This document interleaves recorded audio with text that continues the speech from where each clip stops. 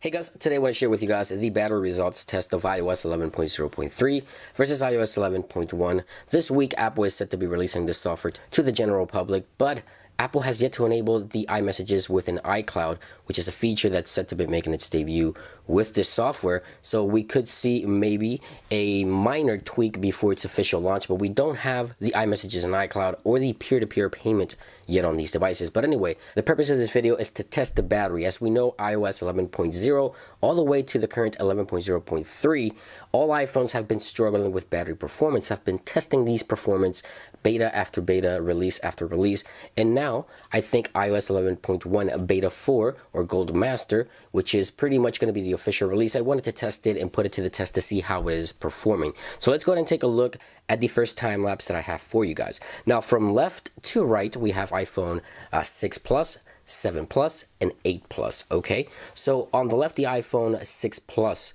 died at 4 hours and 45 minutes. That's going to be iOS 11.0.3.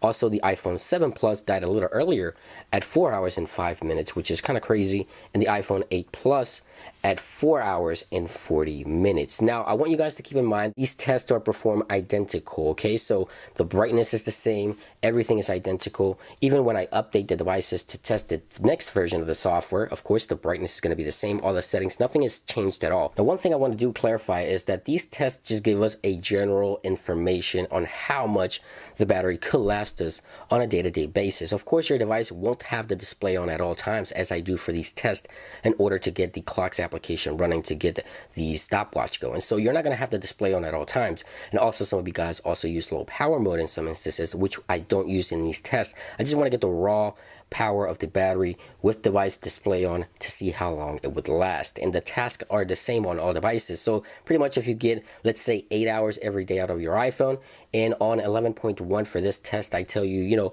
this device gave us an extra 30 to 40 minutes of extra on-screen time, then that means when you update, most likely you will see anywhere from a half hour to maybe 45 minutes of extra on-screen time. It doesn't mean that it's going to last 4 hours as you saw on this video, because the display is on, as I mentioned, the brightness is up, and it's currently running. So just keep that in mind. So here's the second time lapse, again from left to right: iPhone 6 Plus, 7 Plus, and 8 Plus. Now the first device to die on 11.1 was the iPhone 7 Plus with 6 hours and 50 minutes of on-screen time, which beats the previous time by 2 hours, approximately 2 hours and a half approximately, that you can get out of 11.1 versus previous versions. On the iPhone 6 Plus, 7 hours and 40 minutes, which also beats the previous by a good 3 hours or so. So you're going to probably get a good 2.5 to 3 hours of extra on-screen time when you update to iOS 11.1.